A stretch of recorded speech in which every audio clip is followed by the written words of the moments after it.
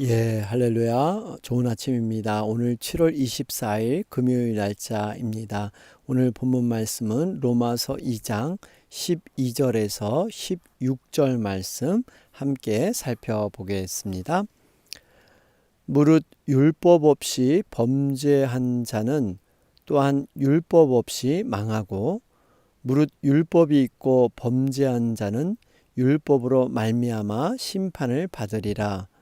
하나님 앞에서는 율법을 듣는 자가 의인이 아니요 오직 율법을 행하는 자라야 의롭다 하심을 얻으리니 율법 없는 이방인이 본성으로 율법의 일을 행할 때에는 이 사람은 율법이 없어도 자기가 자기에게 율법이 되나니 이런 이들은 그 양심이 증거가 되어 그 생각들이 서로 혹은 고발하며 혹은 변명하여 그 마음에 새긴 율법의 행위를 나타내느니라.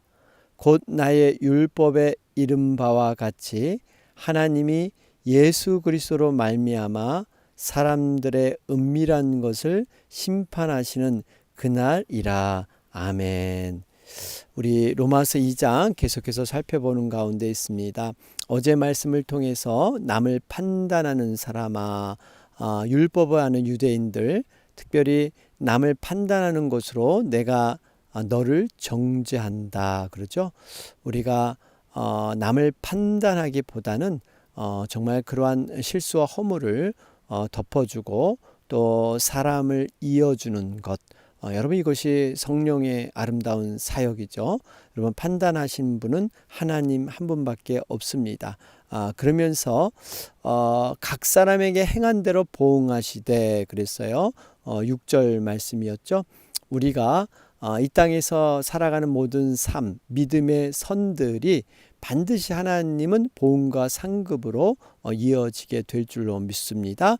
그렇기 때문에 우리가 이 땅에서 주님을 위해서 받는 여러 가지 고난, 헌신, 여러 가지 이런 것들이 반드시 가치 있는 것으로 드러나게 되고 하나님의 반드시 그러한 응답으로 나타나게 된다라는 말씀을 살펴보았습니다. 자, 그러면서 오늘 계속적으로 율법에 대한 구체적인 그러한 말씀을 주면서 이제 복음에 대한 얘기를 살짝 언급하면서 율법과 복음의 관계를 이렇게 말씀하는 이런 부분이 바로 오늘의 말씀입니다. 우리 12절 말씀을 보면요. 율법 없이 범죄한 자는 또한 율법 없이 망하고 무릇 율법이 있고 범죄한 자는 율법으로 말미암아 심판을 받으리라. 율법이란 단어가 4번씩이나 등장을 합니다. 유대인들에게는 이렇게 율법이 중요했습니다. 이 율법을 그들은 최고의 것, 절대적인 것, 손에 놓아서는 정말 죽는 것, 이게 요한복음 7장의 내용들이죠. 그리고 이 이방인들에게는 멸망받고 저주받은 것, 그 이유는 그들에게 율법이 없기 때문에 바로 그렇다. 그들은 이렇게 믿고 있었죠. 그래서 유대인들에게는 모든 구원이 혈통과 육정과 사람의 그러한 의로 사람의 지혜로 나타난다고 생각을 했습니다. 여러분 혈통이 바로 아브라함의 자손임을 그들은 자랑스럽게 여겼고요. 육정은 바로 율법입니다. 그러니까 율법을 그들은 받았고 율법을 지켰다. 또 사람의 어떠한 의로 여러분 이것이 할례죠. 할례. 사람의 행위로 나타난 할례. 그래서 이 유대인들은 아브라함의 자손인 것, 또 율법을 자신들이 가지고 있고 또 할례를 받았다는 것, 이것이 바로 그들이 하나님의 백성으로 구원받았다는 그런 상징이었습니다. 그런데 예수님께서 이걸 다 뒤엎으셨어요. 바로 믿음으로 말미암아 거듭난다, 중생한다, 믿음만이 그것이 온전한 하나님의 은혜고 선물로서 우리에게 구원으로 주어진다 말씀하신 것이죠. 그렇기 때문에 우리가 율법이라는 것, 자칫하면 유대인들은 이렇게 율법을 절대화하면서 그들이 의롭게 되는 그러한 도구, 그래서 구원과 영생과 관련시켰는데요. 사실은 예수님은 오히려 이 율법을 심판과 정죄에 대해서 말씀하고 있다는 겁니다. 그래서 율법의 기능은 뭐냐? 거울과 같습니다. 우리가 자신의 얼굴에 무엇이 묻었는지, 내 몸이 과연 반듯하게 옷을 입었는지를 볼 수 있는 거울, 우리의 죄를 드러내기 위한 것이 바로 율법이에요. 그러니까 하나님께서 이스라엘 백성에게 율법을 주신 것은요, 자신들의 모습을 들여다보라는 도구로 주셨는데, 그러면서 정말 자기 자신을 볼 때 나는 정말 스스로 구원에 이를 수 없다. 내 행위가 참으로 정당하지 못하다. 나는 죄인이다. 하나님의 기준이 그 율법에 나는 미치지 못한다 하는 것을 깨닫고 내 안에서는 해답이 없다. 그러므로 바로 예수 그리스도 메시아를 통해서만이 우리는 구원받는다. 이러한 것들이 이루어져야 되는데 지금 유대인들은 율법에서 딱 멈췄습니다. 그래서 바로 율법이 자기들을 더 교만하게 만들고 더 율법 때문에 자신들이 그렇게 구원받았다고 생각을 한 거죠. 바울은 로마서 7장 9절 10절에 보면 그가 진정으로 예수님을 알고 회심하기 이전에 그런 자신의 모습을 회상한 적이 있죠.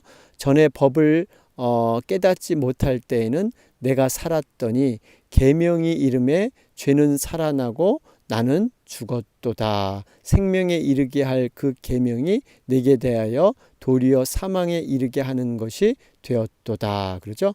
그러니까 전에 법을, 바로 이 복음의 법을 깨닫지 못할 때는 자신이 살았습니다. 내가 최고야. 그런데 정말 이렇게 하나님의 생명의 법, 복음을 깨닫게 되니까 이제는 죄가 보이면서 과거에 나는 죽고 이제 새 생명을 얻게 되는 것. 여러분, 그래서 율법의 기능을 우리가 알아둘 때 율법은 정죄와 심판의 기능입니다. 이것을 통해서 하나님의 구속 역사가 얼마나 은혜롭고 소중한가를 깨닫기 위한 바로 율법이 그런 역할이에요. 그래서 율법을 이제 갈라디아서 보면 이제 몽학 선생이라고 표현하죠. 몽학 선생. 여러분, 몽학 선생은 마치 그 아이가 딴짓을 하지 못하도록 또 이렇게 학교를 잘 다닐 수 있도록 이렇게 뒤에서 이렇게 조력해 주는 사람. 그래서 이렇게 잘 갈 수 있도록, 또 다른 이렇게 가다가 딴 길로 빠지지 않도록 학교를 잘 다닐 수 있도록 이렇게 도와주는 것. 진정한 그 배움은 학교에서 있죠. 이게 바로 복음입니다. 우리가 진정한 진리와 깨우침은 복음 안에 있다는 거예요. 율법은 단지 그 복음으로 인도할 수 있는 그러한 조력, 그러한 도구다 하는 것을 알 수가 있습니다. 자, 그러면서 13절 말씀을 보면 하나님 앞에서는 율법을 듣는 자가 의인이 아니요 오직 율법을 행하는 자라야 의롭다 하심을 얻으리니. 여러분, 정말 중요한 말씀이에요. 우리가 율법을 듣는 자가 의인이 아니다. 행하는 자. 여러분, 우리가 야고보서에도 행함이 없는 믿음은 바로 죽은 믿음이다. 여러분, 우리가 이 육체는 있고 영혼이 없는 것과 같은 행함이 그만큼 중요하다 하는 것을 지금 말씀하고 있습니다. 사실 이렇게 유대인들이 율법을 이렇게 중요시하고 듣는 것을 즐겨했던 그런 역사적인 배경이 있죠. BC 586년에 남유다가 바벨론에 의해서 멸망을 당하게 됩니다. 그로 인해서 예루살렘 성전도 파괴되게 되죠. 그래서 하나님 앞에 예배하는 그러한 삶이 어려워지게 됩니다. 그때부터 유대인들은 율법 듣는 일, 거기에 진정한 노력을 기울이게 됩니다. 그래서 그들이 가는 곳마다 회당을 이렇게 짓게 되죠. 회당은 여러분 율법을 가르치고 배우는 장소이지 않습니까? 그래서 그들은 율법을 세계 어디를 가든지 회당을 세우고 율법을 가르치고 이렇게 듣는 일에 열심을 내었습니다. 그런데 이렇게 사실 말씀을 듣는 것 의미가 있죠. 우리 기독교에서도 사실은 이 개신교가 참 말씀 중심으로 선 것이 바로 종교개혁 이후부터 이런 일이 일어났죠. 그래서 예배에서도 말씀 선포가 굉장히 중요한 부분을 차지하고 있습니다. 우리가 신교, 우린 개신교이기 때문에 구교, 천주교에서는 아직도 어떠한 예배 의식, 어떠한 예전을 이렇게 중시하지만 우리는 성례전, 우리 바로 이 세례와 성례, 세례와 우리 성찬식만 이렇게 지금 행하게 되죠. 어쨌든 간에 여러분, 말씀을 듣는 것 참 중요합니다. 그런데 이 말씀을 너무 많이 듣다 보니까 그냥 듣는 것으로 만족하는 오류에 빠질 수가 있습니다. 우리가 그런 말 있잖아요. 홍수가 나면 물이 이렇게 범람하는데 마실 물이 없다. 많이 이 말씀을 듣다 보니까요, 귀만 고급화됩니다. 말씀을 요즘 너무나 많이 범람하고 있죠. 인터넷과 유튜브에 마음만 먹으면 얼마나 많은 말씀들이 이렇게 전해지는지 모릅니다. 우리가 이 좋은 정말 설교의 말씀, 유명한 목사님의 말씀, 또 유튜브 동영상 조회수가 많은 또 그런 목사님의 말씀, 여러분 이거 들으면 마치 우리가 한 가지는 그 말씀을 들으면 내가 그 말씀의 믿음대로 된 것처럼, 선 것처럼 이렇게 생각할 수가 있다는 것입니다. 정말 그 말씀이 내 마음 가운데 레마의 말씀으로, 우리가 머릿속에 있는 로고스의 말씀, 이해하는 말씀, 귀로 듣는 그러한 말씀이 아니라 진정으로 내 가슴을 통과하고 나의 손과 발이 돼서 내가 행위로 나타내는 말씀, 여러분 이런 말씀으로 우리가 서야 될 줄로 믿습니다. 여러분, 말씀 좋다라는 것, 이게 무슨 의미일까요? 내가 감동받았다, 내가 새로운 어떤 말씀의 풀이를 깨달았다, 말씀이 좋아서 과연 나와는 무슨 상관이 있을까? 내 정말 삶에서 어떤 변화가 있을까? 우리는 늘 돌아봐야 합니다. 사실 말씀은요, 우리가 많은 것을 통해서 깨닫고 내가 변화되는 건 아니에요. 한 말씀이 내가 예전에 듣던 그 말씀 또 들려주세요 그러잖아요. 그 찬양 가사에도 있지만 우리가 한 말씀이 내 정말 심령 가운데 깊이 박히면요, 그 말씀이 내 삶을 바꿔버립니다. 마틴 루터가 그랬잖아요.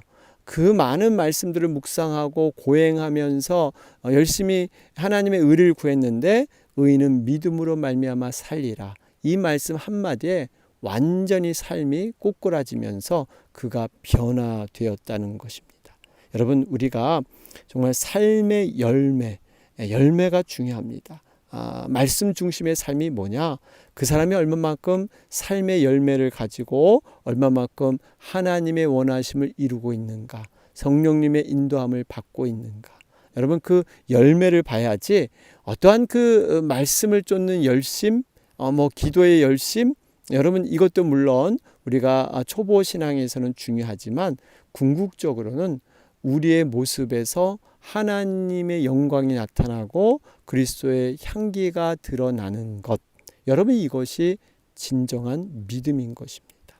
아무쪼록 우리의 모든 그런 목적과 우리의 방향이 정말 우리의 삶의 변화, 모든 것이 가나 모든 것이 덕이 될 수가 없습니다. 하나님의 원하심을 이루어 드리는 것, 여러분 이것이 진정한 그러한 우리 말씀의 사모함이 되어야 될 줄로 믿습니다. 자, 그러면서 14절 말씀을 보면요, 율법 없는 이방인이 본성으로 율법의 일을 행할 때에는 이 사람은 율법이 없어도 자기가 자기에게 율법이 되나니, 그러죠? 그러면서 15절에 이런 이들은 그 양심이 증거가 되어 그 생각들이 서로 혹은 고발하며 혹은 변명하여 그 마음에 새긴 율법의 행위를 나타내느니라.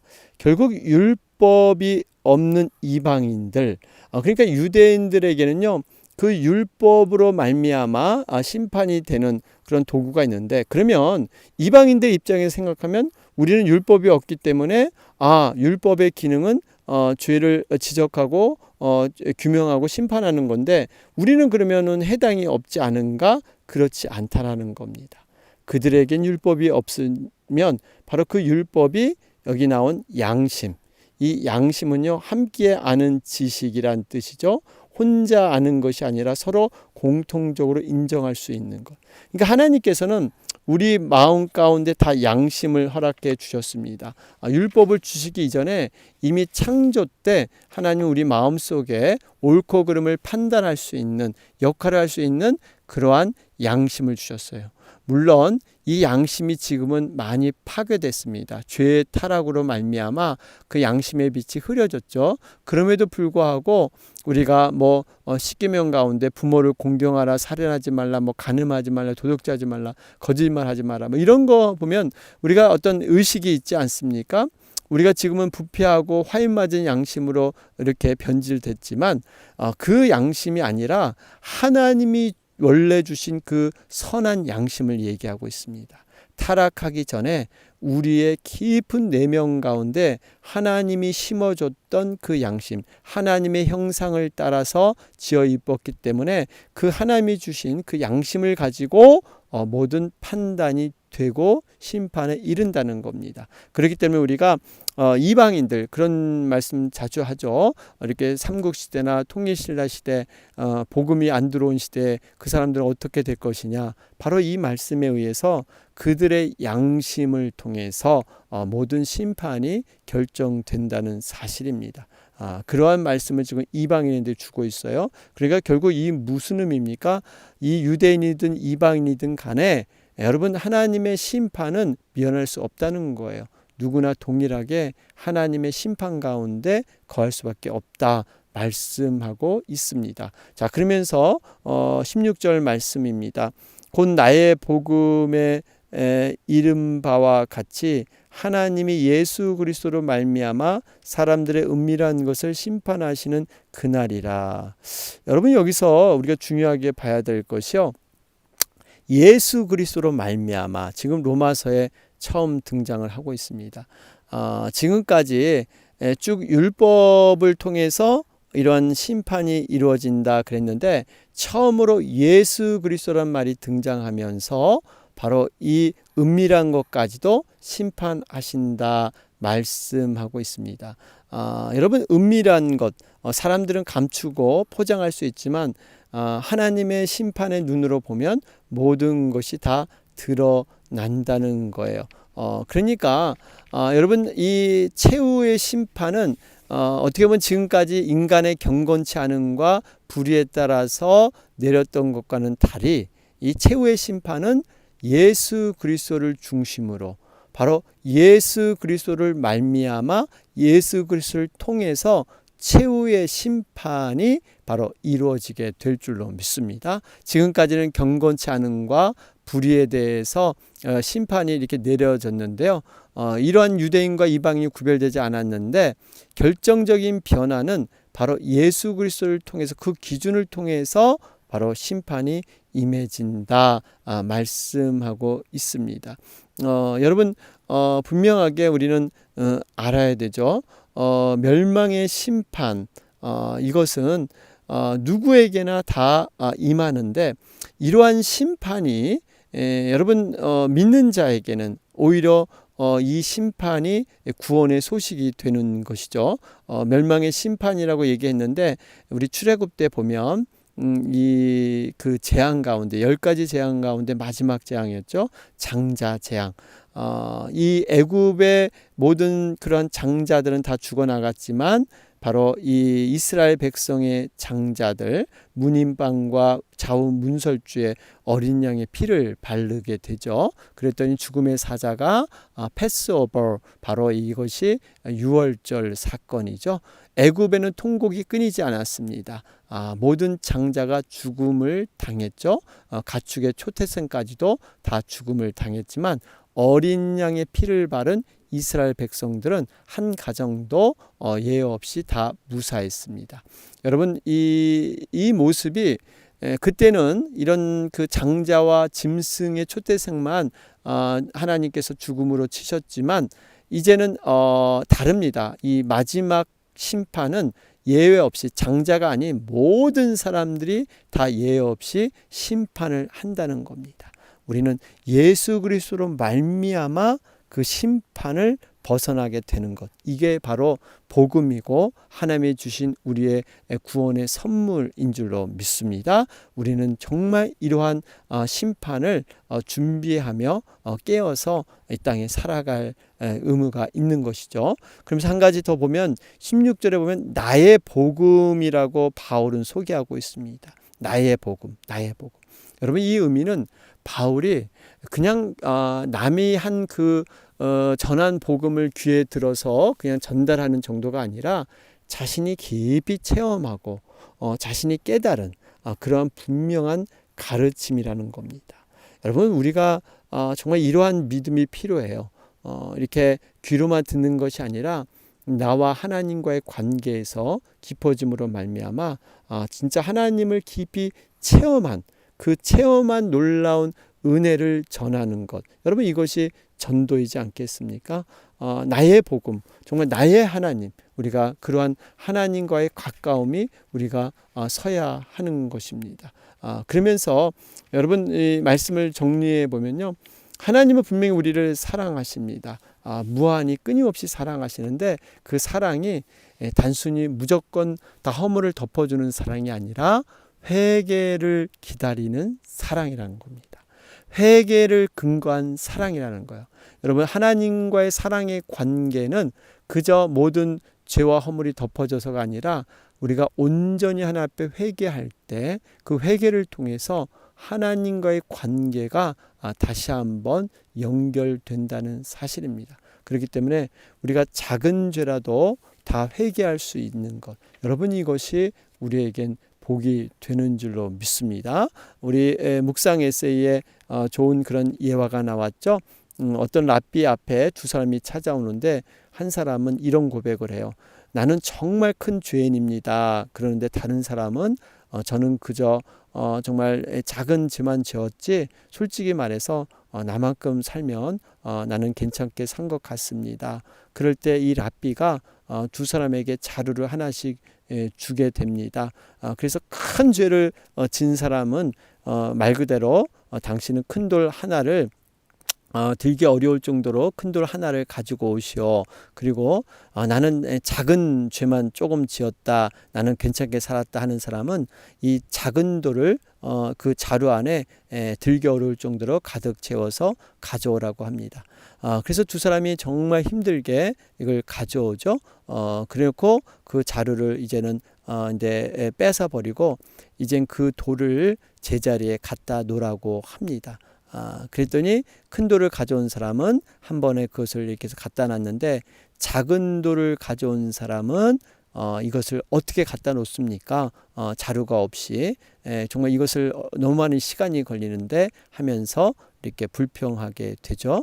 여러분, 이 의미는 큰 죄를 가진, 큰 돌을 가진 것, 이렇게 우리는 기억하고 있지만 하나님 편에서는 작은 죄, 작은 돌도 하나님은 동일하게 보고 계시다는 거예요. 우리가 비교해서 남들보다 나는 작은 돌, 작은 죄를 지었다 하지만 하나님께서는 그 비교가 하나님과의 관계에서 이렇게 말씀하시면서 죄를 정의하지 어떠한 사람들의 관계로 인한 그러한 죄의 크기가 아니라는 것입니다.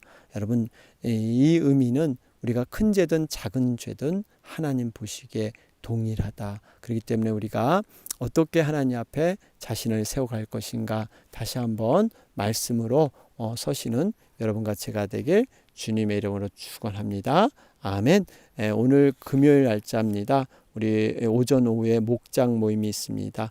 여러분, 오늘은 또 교회를 위해서 우리 영육간의 강건함으로 에덴 성도님들 지켜주기를 간절히 여러분 기도해 주시기 바랍니다.